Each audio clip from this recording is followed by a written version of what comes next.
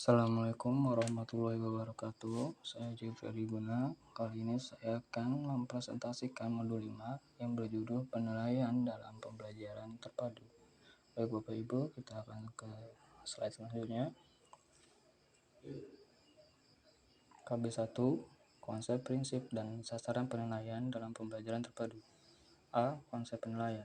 Sampai saat ini sistem penilaian di sekolah umumnya menggunakan teknik tes. Penilaian dengan menggunakan teknik ini disebut penilaian konvensional.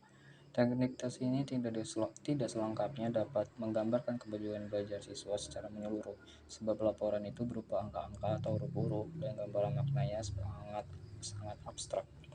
Untuk melengkapi gambaran kemajuan belajar siswa, guru dapat menggunakan teknik lain yang sudah kita kenal sebagai teknik non-tes. Penilaian dengan teknik non-tes ini kita sebut penilaian alternatif.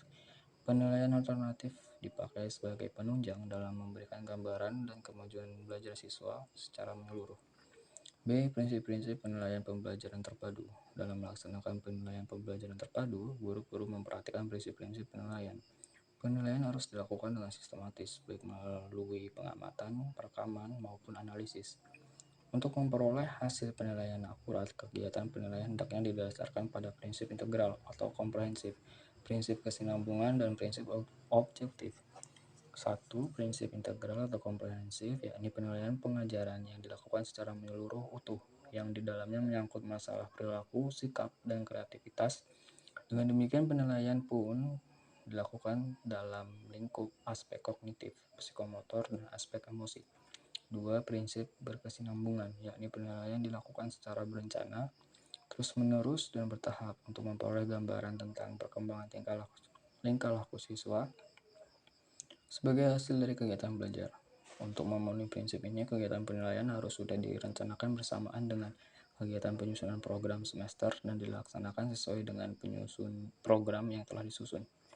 3. Prinsip objektif, yakni penilaian pengajaran yang dilakukan dengan menggunakan alat ukur yang handal dan dilaksanakan secara objektif sehingga dapat menggambarkan dengan tepat kemampuan yang diukur. Untuk memenuhi prinsip ini, kegiatan penilaian harus dilaksanakan secara objektif dengan menggunakan alat ukur yang tepat. Selain ketiga prinsip di atas, Matthews 1989 mengemukakan prinsip-prinsip penilaian pembelajaran terpadu sebagai berikut. 1. Penilaian hendaknya berbasis untuk kerja siswa, sehingga selain memanfaatkan penilaian produk, penilaian terhadap proses perlu mendapat perhatian yang lebih besar. 2. Pada setiap langkah, penilaian hendaknya siswa dilibatkan. 3. Penilaian hendaknya memberikan perhatian pula pada refleksi diri siswa atau self-reflection. 4. Penilaian alternatif atau portofolio catatan anekdotal untuk unjuk kerja, jurnal, dan lainnya hendaknya lebih dimanfaatkan karena kompleksnya yang harus dinilai.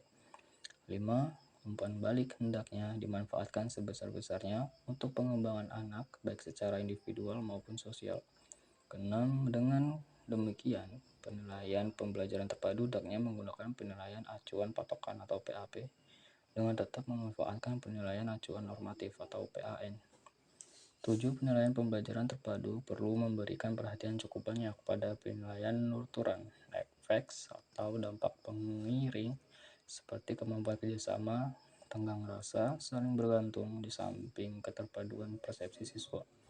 8. Penilaian pembelajaran terpadu hendaknya dilakukan dalam proses yang terus-menerus atau ongoing proses, bukan kegiatan penilaian dilakukan di awal atau di akhir program pembelajaran siswa. 9. Penilaian yang juga harus bersifat multidimensional, komprehensif, dan sistematis. Penilaian pembelajaran terpadu sebagaimana dikemukakan di atas mencakup penilaian terhadap proses dan produk dengan sasaran peserta didik dan guru berkaitan dengan program pengajarannya. Penilaian ini dilakukan secara informal, rasional, dan tidak rancu sebagaimana dikemukakan Matthews 1989 berikut ini. 1. Penilaian proses. Sasarannya dinilai dalam penilaian proses adalah tingkat efektivitas kegiatan belajar mengajar dalam rangka pencapaian tujuan pengajaran. Penilaian proses merupakan upaya mengumpulkan informasi tentang kemajuan belajar siswa yang selanjutnya digunakan untuk keperluan perbaikan pelaksanaan kegiatan belajar mengajar. Penilaian proses dari A. Penilaian terhadap siswa sebagai pelajar mencakup penilaian berkaitan dengan 1. Perkembangan konseptual anak, 2. Tingkat kemampuan menghadapi tantangan, 3. Interaksi siswa dengan siswa lainnya, 4. Kemampuan anak berkomunikasi, 5. Kerasional argumen atau alasan, 6. Kerjasama dan kekompakan serta produktivitas kegiatan kelompok, 7. Partisipasi siswa dalam diskusi kelompok, 8. Penggunaan bahasa dengan baik. B. Penilaian terhadap guru. Penilaian terhadap guru mencakup hal yang berkaitan dengan 1. Proses pembelajaran, 2. Pendekatan dan metode yang digunakan, 3. Materi pembelajaran yang mencakup pemilihan tema, topik, dan unit, 4. Kelengkapan pembelajaran yang disesuaikan guru. 2. Penilaian terhadap produk kegiatan. Sasaran yang dinilai dalam penilaian hasil belajar adalah tingkat penguasaan peserta didik tentang apa yang telah dipelajarinya. Penilaian hasil belajar merupakan upaya mengumpulkan informasi untuk mengetahui seberapa jauh pengetahuan dan kemampuan yang telah dikuasai siswa dalam setiap akhir pembelajaran. Penilaian terhadap produk meliputi A. Penilaian terhadap siswa dilakukan melalui pengamatan terhadap hasil belajar anak yang tergambarkan melalui 1. Kemampuan menulis laporan, 2. Kemampuan menyatakan gagasan dalam bentuk gambar, diagram, grafik, dan simbol lainnya di rekaman video dan kaset hasil untuk unjuk kerja siswa. B. Penilaian terhadap guru dilakukan berdasarkan hasil daftar cek yang dilakukan oleh rekan guru lainnya terhadap strategi dan pengelolaan belajar mengajar yang telah dilakukan, lalu masukan dari anak, orang tua, dan rekan guru lainnya dengan strategi dan proses belajar mengajar yang telah dilakukan. Fungsi PBK bagi siswa dan guru adalah untuk membantu siswa. Pertama, dalam mewujudkan dirinya dengan mengubah atau mengembangkan perilakunya ke arah yang lebih baik dan maju. 2. Siswa mendapat kepuasan atas apa yang dikerjakannya. 3. Membantu guru untuk menetapkan apakah metode mengajar yang digunakan telah memadai atau tidak. Dan 4. Membantu guru membuat pertimbangan dan keputusan administrasi.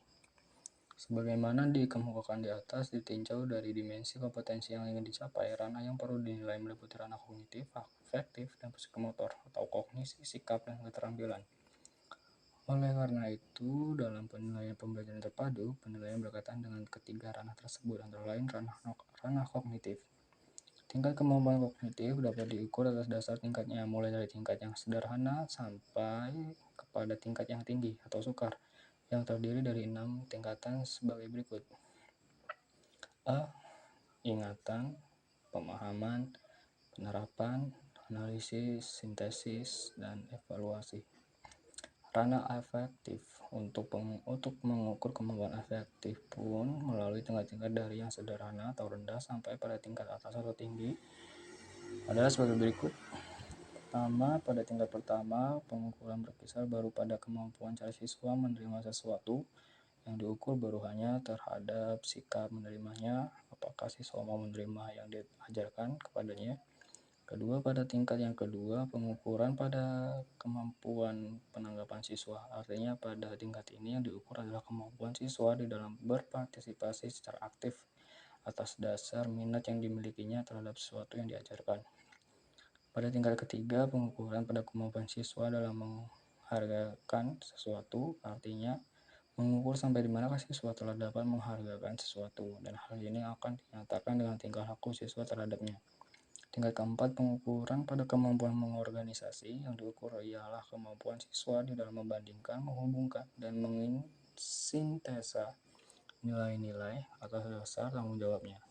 Tingkat kelima, pengukuran pada sifat-sifat siswa. Pada tingkat ini yang diukur ialah sifat-sifat siswa terkendali terhadap sesuatu, dan ini akan dinyatakan di dalam sikap hidup siswa. C. Ranah psikomotor. Untuk mengukur kemampuan gerak pun akan melalui tingkat-tingkat yang dimulai dari tingkat yang sederhana sampai pada tingkat yang tinggi, dan tingkat tersebut terdiri dari 5 tingkatan. Pertama, pada tingkat pertama, kemampuan yang diukur hanya berkisar pada kemampuan meniru gerak. Jadi apakah gerakan yang dibuatnya telah dapat dilaksanakan dengan prinsip gerak yang diajarkan. Tingkat kedua, pengukuran terhadap kemampuan menggunakan yang telah diajarkan. Pada tingkat ini yang diukur ialah sampai di manakah siswa telah dapat menggunakan konsep-konsep yang ada untuk melakukan gerak-gerak yang sesuai dengan konsep itu. Tingkat ketiga, pengukuran terhadap kemampuan ketelitian. Yang diteliti ialah tingkat kesempurnaan gerak atau kebenaran daripada gerakan yang dilakukan. Tingkat keempat, pengukuran akan kemampuan merangkai gerak.